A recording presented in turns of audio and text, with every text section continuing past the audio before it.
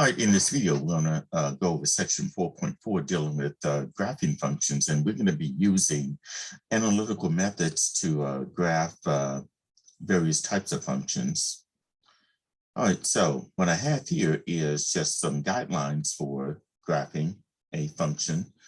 So we're going to be using some of the things that we talked about in section 4.1 and 4.3, where we were talking about maximum and minimum, and then we were talking about increasing and decreasing, using the second derivative test, dealing with concavity in order to graph these functions here. So the following sets of guidelines need not be followed exactly for every function, and you will find that several steps can often be done at once. Depending upon the specific problem, some of the steps are best done analytically, while others can be done with a graphing utility. Experiment with both approaches and try to find a good balance. We also present a schematic record-keeping procedure to keep track of discoveries as they are made. All right, so what I'm going to show to you are the guidelines for graphing y equal f of x. And there are, as you can see, 9 steps. The first step would be to identify the domain or interval of interest. So we want to find out what interval should the function be graphed. And it might be the domain of the function itself or some subset of that domain. Then number 2, you're going to exploit symmetry. All right, so if you remember symmetry, you have to determine whether a function is even or odd or neither by substituting the x with negative x.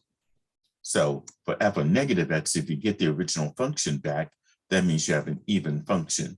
That means you're going to have symmetry with respect to the y-axis.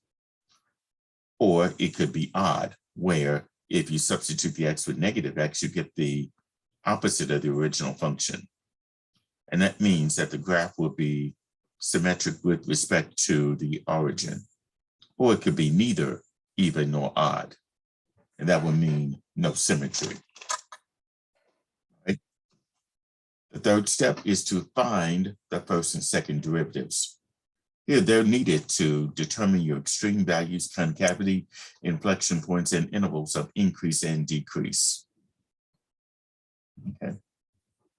Then number 4 is to find your critical value, critical points, and possible inflection points. Here you want to determine points at which f prime of x is equal to 0 or f prime is undefined. Your inflection points will help you determine at which f double prime of x is equal to 0 or f double prime is undefined. And then number 5, you're going to find the intervals on which that function is increasing, decreasing, and concave up, concave down. The first derivative will tell you your intervals of increase and decrease. Your second derivative determines the intervals on which the function is concave up or concave down. Then number 6 is to identify your extreme values and inflection points. So here we're going to be using either the first or the second derivative test to classify your critical points.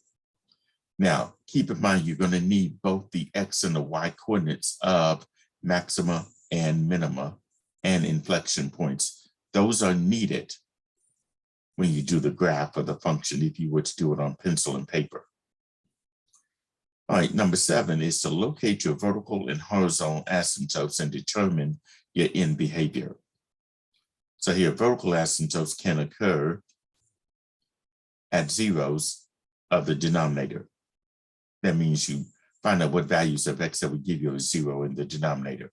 Horizontal asymptotes, you have to take the limit as x approaches positive or negative infinity. And it's those limits that's going to determine your end behavior. And then number 8, you're going to find your intercepts.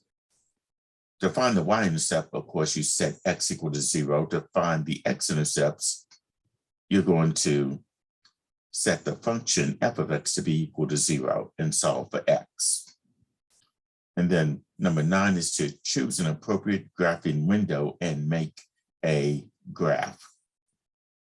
you're going to use those results above to graph the function. But if you're going to be using graphing software like I will be using in this video, you want to check for consistency with your analytical work. Is your graph complete? That is, does it show all the essential details of the function? Okay. So now let's start with example number 1. Here we're going to sketch the graph of the following polynomial. Identify local extrema, inflection points, and x and y intercepts when they exist. So here we got the function f of x is equal to x cubed minus 2x squared plus 1x. All right, so what I'm going to do here is I'm going to go through that 9-step procedure with you all, so that way you can see how this is going to be done. Okay, so I'm going to get some extra paper here.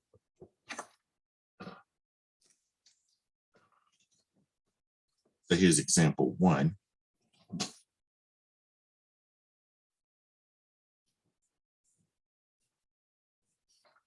Where we got f of x is equal to x cubed minus 2x squared plus 1x. And I'm going to go through that 7-step procedure that I showed you earlier. Number 1, you're going to find the domain or identify the domain or interval of interest. So let's identify our domain. It is a polynomial function, so that means any x value that you assign to it, you're always going to get an f of x value for it. So the interval will be from negative infinity to infinity. So that's your domain. Number 2 is the exploit symmetry. So here we're going to find out whether we have y-axis symmetry or origin symmetry, or it could be no symmetry at all. So to do that, we take the original function, substitute each x with negative x. So here I'm going to have negative x, and that's cubed, minus 2 times negative x, that's squared, plus 1 times negative x. So if I simplify this a bit, this will be negative x cubed, because when I cube a negative, that's going to be negative. Then minus 2 times. If I square a negative, that's going to be a positive. So in this case here, negative x u squared would be a positive x squared.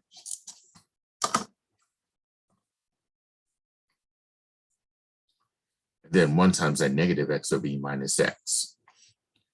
Compare that to your f of x function. You're going to see it's neither even nor odd. It's not even because I didn't get the original function that I started off with, and it's not odd because only the first term and the last term changed to the opposite sign. The middle term stayed the same. For it to be odd, each and every single term in that function must change to the opposite side, and only the middle term remained the same. So this graph has no symmetry. Okay, so the graph will not be symmetric with respect to either the y-axis or to the origin. So that was step number 2. Now step number 3 is to find the first and the second derivatives. So this function is f of x equal to x cubed minus 2x squared plus 1x. The first derivative, which is f prime of x, will have to be, in this case, x cubed. Let's take that back. The original, that's the original function. The derivative of x cubed will be 3x squared. The derivative of minus 2x squared will be minus 6x. And the derivative of 1x will be 1. So f prime of x will be 3x squared minus 6x plus 1. Now let's find f double prime of x. That's the derivative of the first derivative. which would be 6x minus 6. Okay. So those are my derivatives here, first and second derivatives. Now, step number 4 is to find the critical points and possible inflection points. So in this case, let's start with my critical points. Or let's say critical numbers.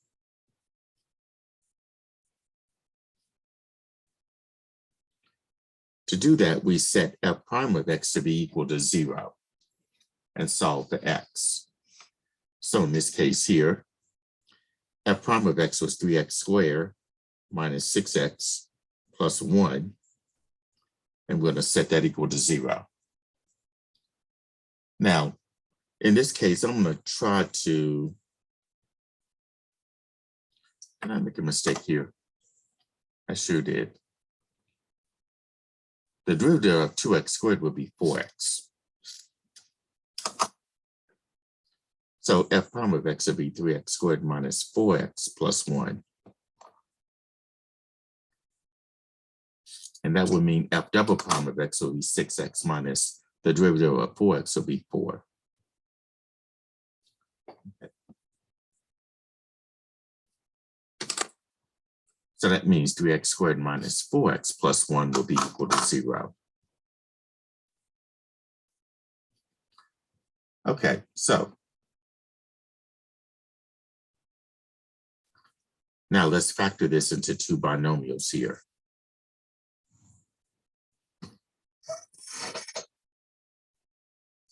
All right, so for the 3x squared, I can break that up as 3x and x. The middle term is a minus and the last term is a plus, so they both have to be minus signs. The factors of 1 will have to be 1 and 1. So here I got 3x minus 1 times x minus 1 will be equal to 0. Then we set each factor equal to 0. So this means 3x minus 1 will be equal to 0. And x minus 1 will be equal to 0. So for 3x minus 1 equal to 0 means 3x is equal to 1. And if I divide both sides by 3, you're going to get x is equal to 1/3. That's one of my critical numbers.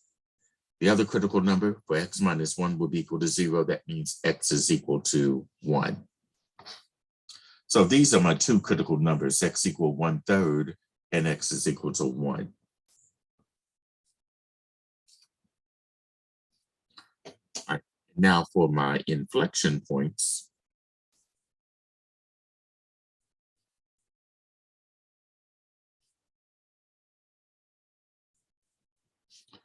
I take that second derivative, which is f double prime of x, set that equal to 0. And in this case, f double prime of x was 6x minus 4.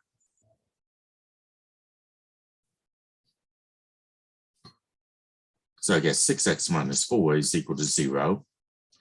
So to solve for x, we add 4 to both sides. That would be 6x is equal to 4. And then x will be equal to, if I divide both sides by 6, x will be equal to 4/6. 4/6 reduces to 2/3. So I have my inflection value at x equal 2/3. My critical numbers are x is equal to 1/3 and 1.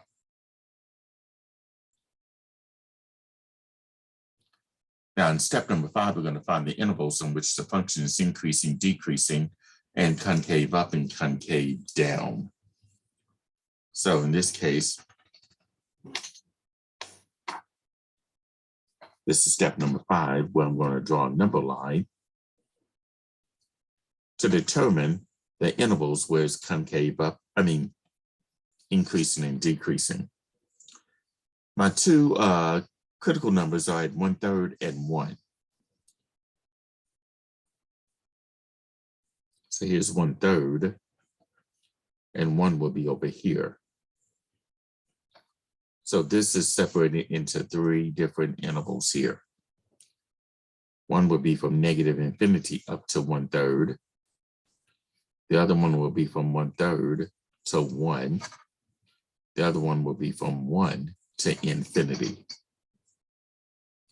Each interval, I will select a test point. So here in this case, from negative infinity to 1/3, let's use 0 as a good test point.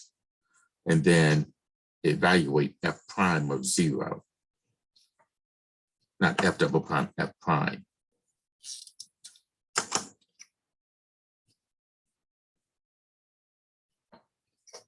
So here's f prime of x, 3x squared minus 4x plus 1.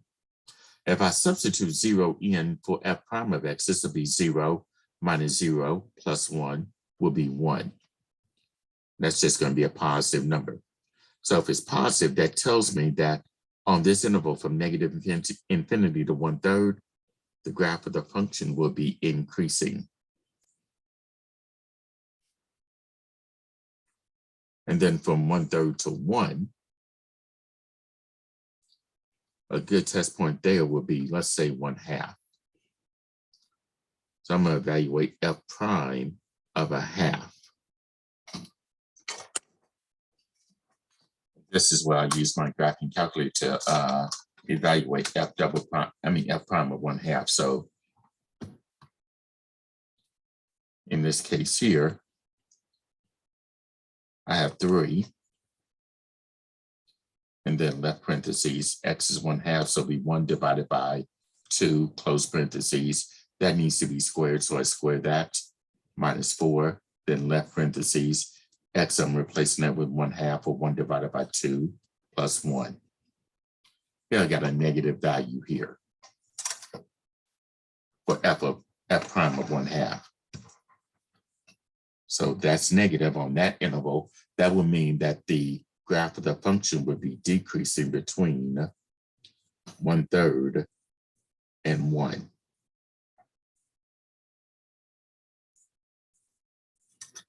Now from 1 to infinity, let's use 2 as the test value and evaluate f prime of 2 to determine if it's positive or negative. So using that f prime of x equaling to 3x squared minus 4x plus 1, f3, left parentheses, 2, close parentheses, and square it, minus 4, left parentheses, substitute the 2, and then plus 1. That came out to be a positive number. So f prime of 2 is positive. That means from 1 to infinity, the values for f prime of x will be positive. That means that the graph of the function will be increasing. Okay. Now from this, I can identify the local maximum and local minimum.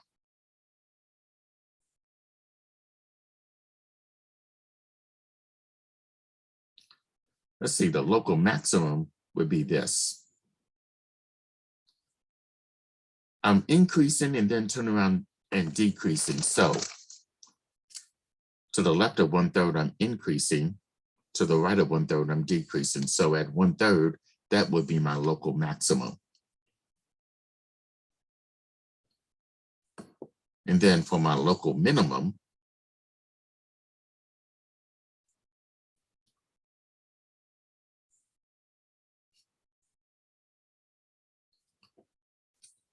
I'm decreasing and then increasing. So to the left of 1, I'm decreasing. To the right of 1, I'm increasing. So at x equals 1, I'm going to be increasing. Now I need my y coordinates for my local max and local min. All right, to find those, I take each x value substituted for x in the original function here. So let's start with the local maximum. X is 1/3.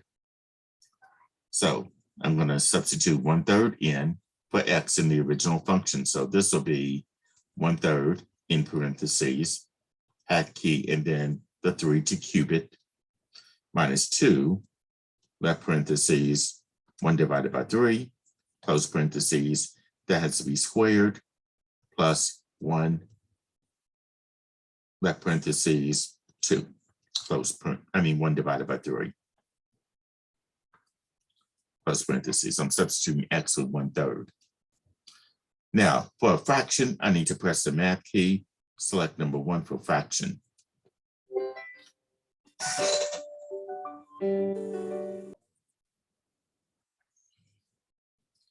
Okay, so to find our y coordinates for our local maximum, we're going to substitute that 1/3 in for f of x, for each x in f of x. All right, in this case here, we're going to do left parentheses 1 divided by 3, hat key, and then cube it. And I think I've already done it. That's 4/27. So in this case here, the local maximum will be 1/3 and then 4/27.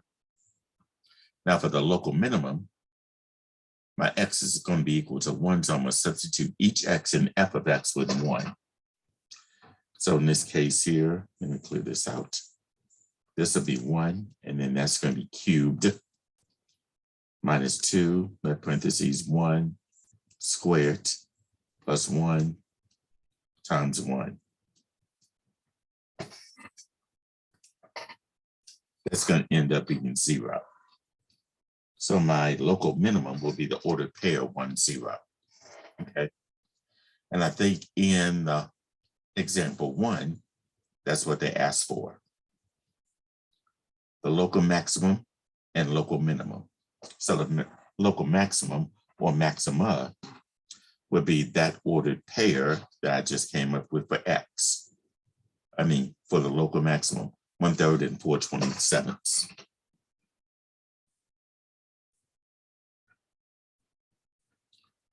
And the local minimum or minima is the point 1, 0. So for the homework for that particular problem, you just fill in what your local maximum and local minimum is.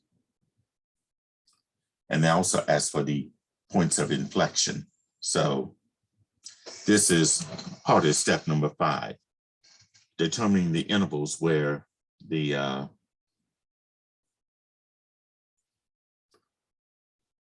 graph is going to be concaving upward or downward. All right, so my inflection points, my x values for the point of inflection was 2/3. So I'm going to put 2/3 here.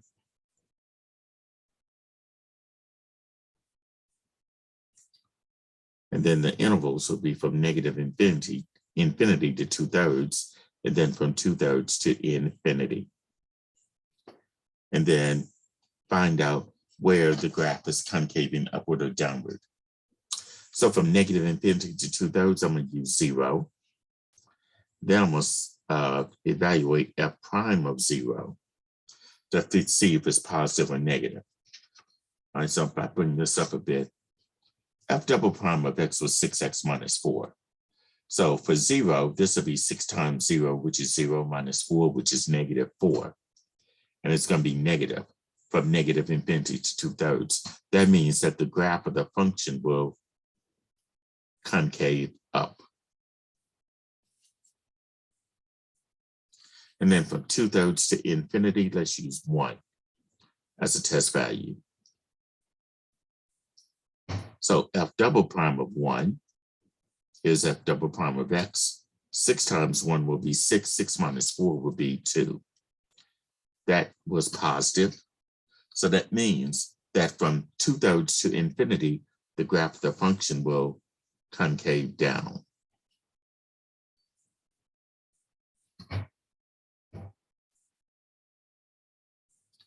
And notice I have a change in concavity. I'm going from concave up to concave down. So that means 2/3, that's the x value for the point of inflection.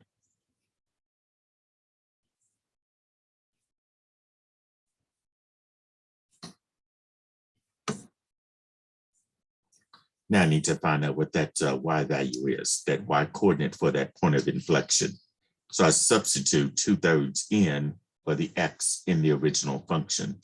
So that means I'm going to have, I'm doing this on the calculator, that parentheses 2 divided by 3, close parentheses, and that's going to be cubed minus 2, left parentheses, 2 divided by 3, close parentheses, and then squared, plus 1 times 2 divided by 3. Press the math key and then number 1 for fraction. This will be 2 over 27 for that point of inflection. So here they ask for the point of inflection here. The inflection points are, or is, in this case, the ordered pair 2/3 and 2 over 27.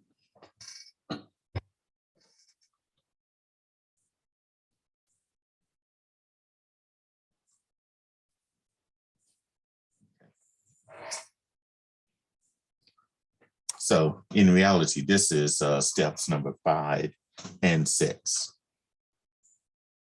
Okay, because we found where it's increasing and decreasing, where it's concave up and concave down. This is number 6, finding the local maximum and local minimum and the points of inflection.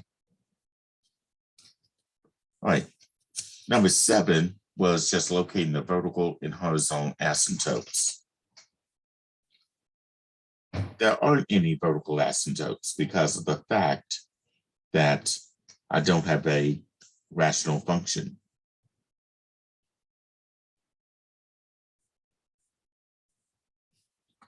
Also, I have no horizontal asymptotes.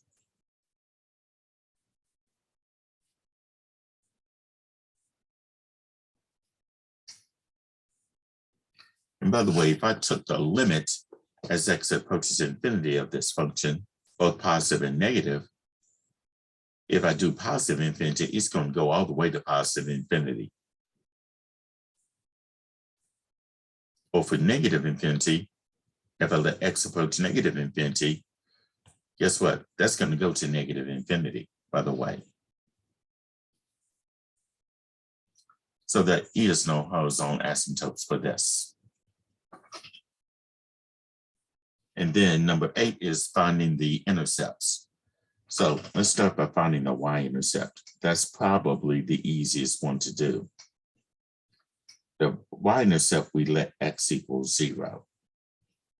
So here, f of 0, using the original function, we just substitute 0 all the way in through for x.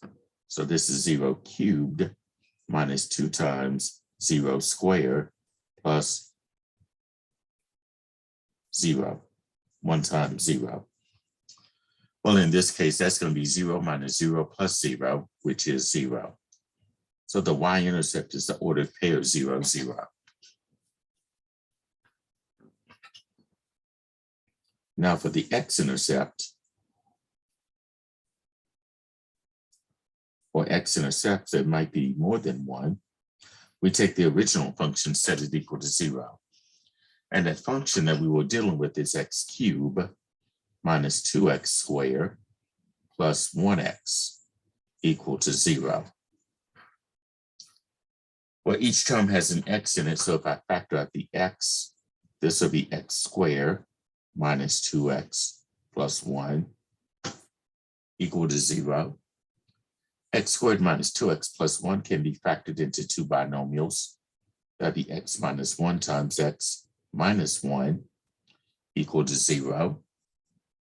Then we set each binomial factor, well, each factor equal to 0. So that means x is equal to 0. And since I have x minus 1 twice, I just set x minus 1 equal to 0 and solve for x. Well, I got x equals 0. So for x minus 1 is equal to 0, x is equal to 1. So here I have 2 x-intercepts. That's the ordered pair 0, 0, and 1, 0. Now, of course, they asked for that in this example. So I'm going to go here.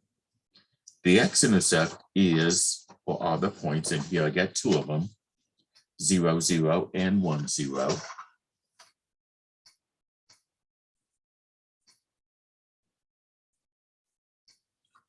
And the y-intercept is the other point, is this point 0, 0.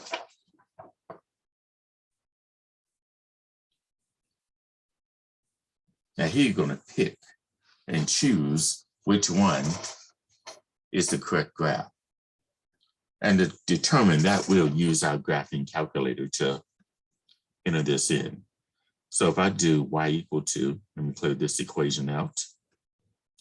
I'll type in x cubed, so the x, the hat key, and then cubed, minus 2, get the x and square it, plus 1, and then get the x again. Each one of these has a window from -10 to 10, so that's the standard window. So if I do zoom and then select number 6 for that standard window, that's what the graph looks like. Okay. And the one that best fits this one will have to be, I would say, this one. Okay, now let's kind of analyze what that graph looks like in this case here. Of course, the domain is from -infinity to infinity. Now, of course, your critical numbers are at 1/3 and at 1. So to the left of 1/3, you can see from left to right, it is increasing. And between 1/3 and approximate and 1 is decreasing. And then after 1, it starts to increase. Okay, now it might be difficult to see here. So if I do zoom and in, zoom number 2, then I'm gonna press enter. You probably could get a better look at this graph right here. Okay, and as you can see here, this is going to be your local 1, 0 is your local min. In this point right here, which is approximately 1/3 and 4/27, that would be your local max. Point of inflection is going to be where this second derivative goes through a change in sign. As you can see, the concavity has changed in this case. It's concave up and then concave down.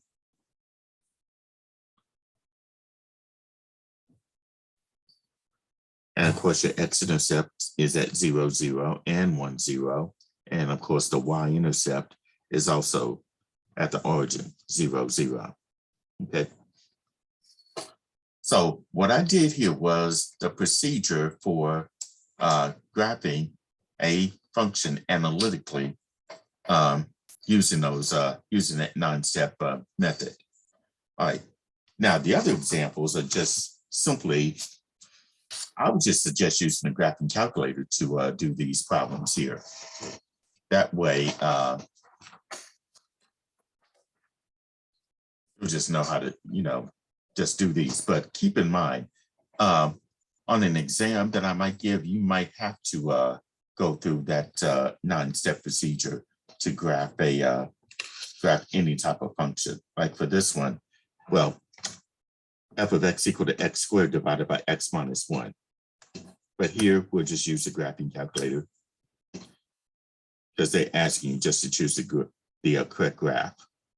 Okay, so for x squared, it'll be x and then squared divided by x minus 1 needs to be in parentheses. So this will be x minus 1, close parentheses. And then if we look at our choices here, you'll see what type of window we might need to use here, because we need to select an appropriate window for this. So if I go to window, let's see here, if I do, let's say from -5 to 5 in increments of 1, and I'm going to try -20 to 20. And this will be in increments of 4. Then hit graph and see what happens. So the one that best fits the graph that I have on here will be this one right here.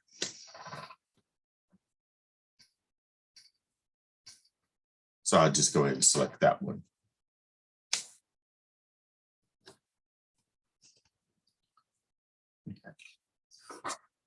Example 3 looks like this. F of x equal to 7x divided by x squared minus 36. So let's go to y equal to here and then clear this equation out and do 7, get the x divided by, and then left parentheses, x squared minus 36, and then close the parentheses.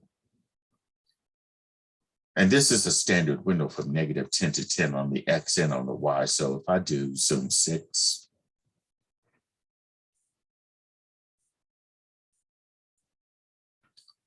that's what the graph is. And based on this graph, it will have to be this choice right here. So I will be selecting this one. Excuse me. And then example 4. Here we got f of x is equal to x plus 2x to the 1/5. So if I go to y equal to and clear that equation out, get the x and then plus 2 and then x hat key 1 divided by 5. And this is also from negative 10 to 10 on the x and the y, so I'll do zoom 6.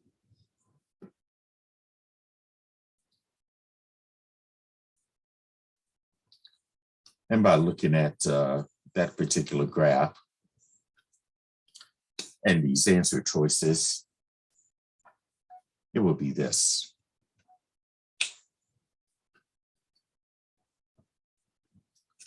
And then finally, you have a polynomial function here. F of x is equal to 1/3 x cubed plus 2x squared plus 3x plus 1. Okay, let's do this. Go to y equal to, then clear this equation out. The 1/3 I'm going to put in parentheses as 1 divided by 3. Then get the x and then use the hat key for the cube plus 2x and then square plus 3x plus 1. Now I'm going to go to window. The one I'm going to select, let's see. Now this one you might have to play around with a bit. So I'll try -8 to 4 in increments of 2.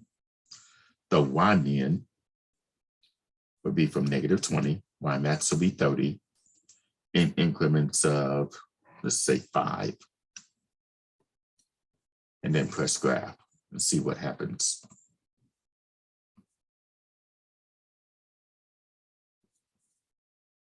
And by looking at this graph, it can't be C and it can't be D. B looks has a little bit more of a hump here.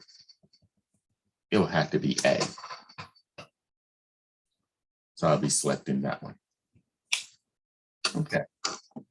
Now do check with your instructor about how they want you to graph these types of functions using analytical methods. They might want you to use that 9-step procedure that I went through with example 1.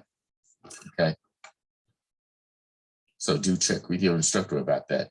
And also, you know, sometimes on an exam, they may not ask you to do the graph itself. They might ask for things like finding, you know, the domain, or identifying the symmetry, finding the first and second derivatives, finding your critical points and your possible inflection points, and identify any extreme values like your local maximum, local minimum, and also points of inflection, possibly vertical and horizontal asymptotes. They may ask you to identify that and identify your x and your y intercepts. They might just ask for that without you doing any graphing, okay? But do check with your instructor about that. All right, so that does conclude this video on section 4.4, dealing with graphs of functions. Feel free to contact me or email me if you have any questions about anything in this video or any of the homework problems in my math lab.